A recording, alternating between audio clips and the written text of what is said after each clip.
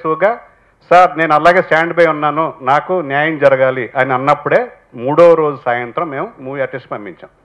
Movie artist association పంపించిన తర్వాత ఒక 10 days టైంలో మేమేం చేసామంటే 10 days అయిపోతుంది, ఇలా ఈ ఇష్యూకి తొందరగా రియాక్ట్ అవ్వాలి కదా అనే ఉద్దేశంతో మేము ఇంటర్నల్గా మా డైరెక్టర్లకి ఒక ఇంటర్నల్ మెసేజ్ పంపించాం. ఇలాగ మన మెంబర్కి ఇలాగా వచ్చి కంప్లైంట్ చేశాడు, ఇది మూవీ ఆర్టిస్ట్ అసోసియేషన్ పంపించాం మేము. సో ఇది ఇమ్మీడియట్గా కోఆర్డినేషన్ కమిటీకి వెళ్ళి తేలాల్సిన విషయం. సో ఇంకా అతను రెస్పాండ్ అవ్వట్లేదు కాబట్టి ఈలోగా మీరు అతనితో కలిసి పని చేయటానికి ఆలోచించండి అని మేము ఒక మెసేజ్ ఇచ్చాం తప్ప సపోర్ట్ చేయమని ఇష్యూకి రిజాల్వ్ అయ్యే వరకు అతను మేము బ్యాన్ చేయలేదు. బ్యాన్ చేసే అధికారం హక్కు మాకు లేవు. ఈ స్పెక్యులేషన్ జరుగుతుండగా నేను క్లారిటీ ఇచ్చాను ప్రెస్ ఒక టీవీకి.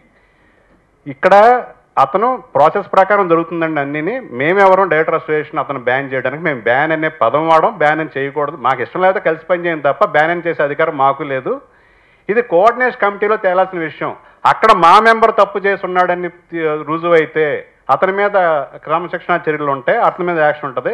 ప్రకాష్ రాజ్ గారు తప్పు చేస్తుంటే ప్రకాష్ రాజ్ గారి మీద చర్యలు ఉంటాయని నేను చెప్పాను, క్లారిటీ ఇచ్చాను స్పెక్యులేషన్స్ని తెరదించడానికి. ప్రత్యక్షంగా జరగలేదండి, మీటింగ్ జరిగా కోఆర్డినేషన్ కమిటీ మీటింగ్లోనే ఆయన సారీ చెప్పాడు అందరి ఎదురుగుండా. అది మేము ప్రెస్ మీట్కి వచ్చి చెప్పలేదు, ఇది రిజాల్వ్ అయిందని ఒక కోఆర్డినేషన్ కమిటీ చైర్మన్ గారు చెప్పారు.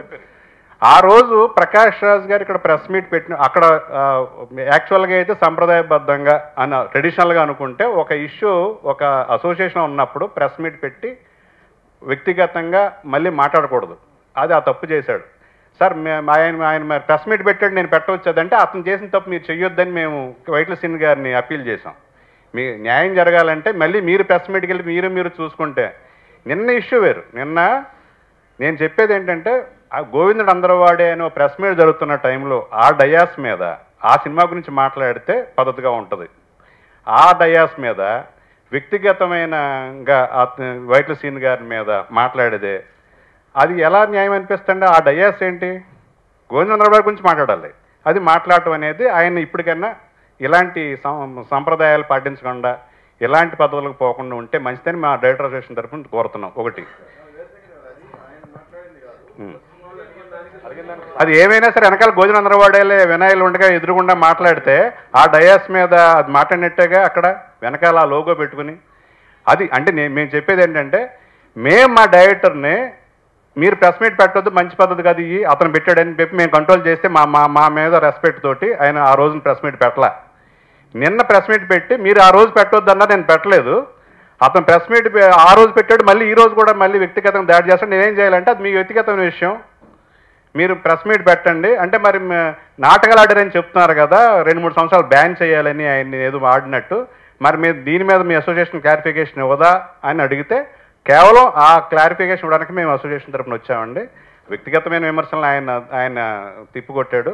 కాకపోతే నేను ఇక్కడి నుంచి వైట్ల సీన్ గారైనా ప్రకాష్ రాజ్ గారైనా మెచ్యూరిటీ తోటి ఇలాగ ప్రెస్ మీట్లు పెట్టుకోవడం లోకు అవ్వకుండా. నిన్న చూడండి, నిన్న గోవిందుడి ప్రెస్ మీట్ కన్నా ప్రకాష్ రాజ్ గారు చెప్పిన ఎక్కువ రిపీట్గా వచ్చినాయి. అసలు పాపం వాళ్ళు బుక్ చేసుకుంది గోవిందుడు అందరవాడే గురించి, దాని గురించి ప్రెస్ మీట్ రాలా. ఇవన్నీ మంచి పద్ధతులు కాదు. అందుకే ప్రకాష్ రాజ్ గారి కన్నా మేము చెప్పేది ఏంటంటే ఈ వివాదం ముగిసిపోయింది.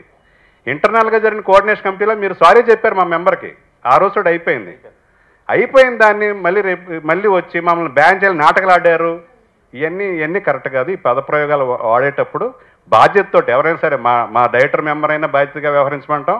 అలాగే ప్రకాష్ గారు కూడా మేము విన్నపం, ఇలాంటి అన్పార్లమెంటరీ వర్డ్స్ అక్కడ వాడినందుకు మీకు క్షమాపణ చెప్పారు. ఇలాంటి సంప్రదాయాన్ని కొనసాగించండి. రోజు ప్రెస్ వాళ్ళకి ఈ లేనిపోని తగాదాల కోసం వాళ్ళని టైం వేస్ట్ చేయొద్దు. మంచి సినిమాలు ప్రమోట్ చేయడానికి ఓ మంచి సినిమా గురించి వాళ్ళకి టైం ఇవ్వండి.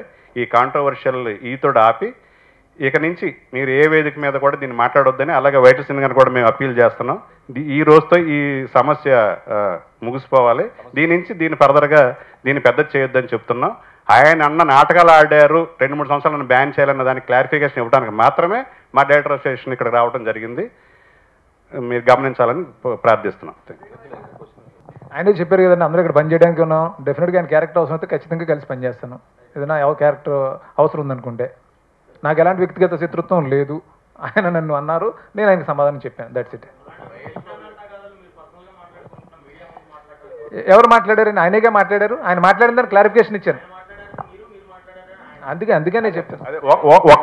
ఒక్కసారి ఎక్స్క్యూజ్ చేసావు, ఒకసారి మేము నిన్న ఆయన ఎమోషన్ నేను కూడా చెప్పుకోవాలి కదా ప్రెస్ మీట్ కంటే, మేము కూడా ఆఫ్ చేయలేకపోయాం. రిపీటెడ్గా తప్పులు చేస్తున్నప్పుడు మీ ప్రెస్లో చెప్తే అందుకతే ఏమన్నా చాలామంది ప్రకాష్ రాజ్ గారు హీరో ఏడండి అని మాట్లాడారు. హీరో విలన్ కాదండి, ఇక్కడ ఆయన ప్రెస్ మీట్ పెట్టి తప్పు చేశాడు, మేము కూడా ఎక్కడ తప్పు చేసిన పని అని మేము ఆ రోజు చాలా మందికి సమర్థించున్నాం. మిమ్మల్ని ఎలిగేట్ చేశాడు, మొత్తం డైరెక్టర్ అసోసియేషన్ నన్ను ఇలా చేస్తా అలా చేస్తా అని మీరు ప్రెస్లో చెప్పలేదు కాబట్టి లోకానికి తెలియదు కదా అన్నారు. ఇప్పుడు లోకానికి తెలిసేలాగా ప్రతిసారి ఆయన ఎక్కడని మేము ప్రెస్ మీట్ ఎక్కడ పెట్టాం కాదు. ఈ సంప్రదాయాన్ని ఇక్కడతో ఫుల్ స్టాప్ పెట్టమని ఆయన్ని, నెక్స్ట్ ఈ ఎమోషన్ ఉండొచ్చు, అవుట్ బరస్ట్ అయ్యే ఫ్రీడమ్ ఆయనకు ఉంది. సో ఇక నుంచి ఇద్దరికి కూడా మేము వినపం చేస్తున్నాం. యాక్చువల్ లాస్ట్ టైం ఆయన ప్రెస్ మీట్ పెట్టినప్పుడే నేను పెట్టాలి ఇమీడియట్గా, నేను పెడతాను అన్నాను కూడా. కానీ ఎందుకు అసోసియేషన్ వద్దు మనకి ఎందుకు ఇలా అని అన్నప్పుడు నేను ఆగిపోయాను. మళ్ళీ నేను మాట్లాడారు కాబట్టి ఇప్పుడు నేను మాట్లాడాల్సి వచ్చింది, లేకపోతే నేను మాట్లాడాను కదా. అదే దానికి కారణం చెప్పాను కదా. దానికి కారణం ఏం చెప్పానంటే, నేను ఒక అసోసియేషన్లో కూడా మన ఇక్కడ కంప్లైంట్ ఉన్నప్పుడు దాని నిబంధనలను అతిక్రమించి ఆయన ప్రెస్ మీట్ పెట్టి నా గురించి అబ్యూస్ చేశారు, నాకు డెడికేట్ చేశారు ఆ కవితని. కోపంతో పెట్టి కవితని డెడికేట్ చేశారు, అది నాదిగా ఫీల్ అయి పెట్టే నేను. అది మీరు ఎలా అనుకున్నారో మీరు నాకు అది తెలియదు, మీరు ఎలాగన్నా అనుకోండి, నేను పెట్టడానికి రీజన్ అది నా కోసం డెడికేట్ చేశాడు ఆయన. ఓకే లేదండి అలా ఎక్కడ చెప్పండి ఇందులో ఒకటి, ఎక్కడ ఏదో క్యారెక్టర్ చెప్పండి. కాదండి కాదు, అప్పుడు చక్రి నేను క్లారిటీ ఇచ్చింది, డీలో చక్రినే మ్యూట్ యాక్టర్ కాదండి. ఇప్పుడు అది సందర్భం కాదు, అది ఎప్పుడో జరిగిపోయింది. కాదండి కాదు, క్లారిఫికేషన్ కూడా ఇచ్చాం దానికి. నేను ఎక్కడ పెట్టడానికి రీజన్ చెప్పాను కదా, నేను నాకు డెడికేట్ చేశారు దానికోసం పెట్టాను. సో మా అసోసియేషన్ సంబంధించి క్లారిఫికేషన్ ఇచ్చేసాం. ఇంక ఇది వెయిట్లెస్ సినీ గారి ప్రెస్ మీట్ కాబట్టి ఆయన్ని మీరు ఏం క్వశ్చన్స్ అడతారని ఆయన సమాధానం చెప్తారు. మేము మా thank you very much. Okay thank you అండి.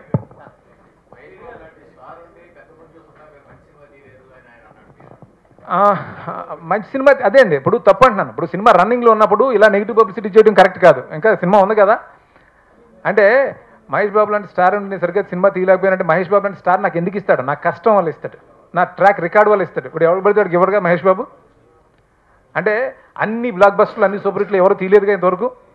నేను అతిథుని నేను కాదుగా.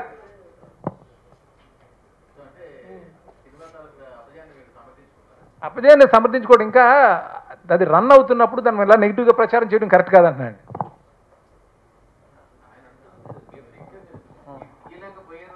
తీయలేకపోయారని అంటానికి నేను అదే చెప్పాను మీకు ఆన్సర్ ఏంటంటే, తీసిన అన్ని సూపర్ హిట్లు బ్లాక్ బస్టర్లు అయిపోతే అసలు ఇంకొకరికి ఎందుకు సినిమా నేనే తీసుకుంటాను కానీ. ఇప్పుడు మహేష్ బాబు గారు లాంటి స్టార్ అని అంటున్నాడు, ఇచ్చాడు అని అంటున్నారు కదా. మహేష్ బాబు గారు లాంటి స్టార్ ఎందుకు ఇస్తాడు? నా ట్రాక్ రికార్డు, నేను పడ్డ కష్టం, దానివల్ల కదా ఈ పొజిషన్కి వస్తాం. ఎవరన్నా రికమెండేషన్ వల్ల ఈ పొజిషన్కి రారుగా ఎవరు కూడా. నేను రాలేదుగా, చిన్న చిన్న సినిమాలు చేస్తూనేగా వచ్చాను. ఆయన అవాస్తవాలు అదేం కాదు అసలు. ఆయన కథ తెలుసుకున్న అంత కాదు, కథ విన్నారైనా, కథ వినేసి సెట్టుకు వచ్చారు. వచ్చింది రైటర్ డైరెక్టర్ ఈ విషయం అది. ఏమండి ఇన్ని సంవత్సరాలుగా చూస్తున్నారు, ఇంతవరకు నేను ఎప్పుడు ప్రెస్ మీట్ కూడా పెట్టలేదు. నేను ఎవరు గొడవకి వెళ్ళను, నా పని తప్ప నాకు వేరే ప్రపంచం తెలియదు. అహంకారంతో ఏ మనిషి ఎదగడండి, హార్డ్ వర్క్తో ఎదుగుతాడు. ఈ పొజిషన్కి రావడానికి కారణం అహంకారం కాదు, హార్డ్ వర్క్. అదే నమ్ముతాను. ఆయన అన్న కామెంట్ నేను సీరియస్ తీసుకోను.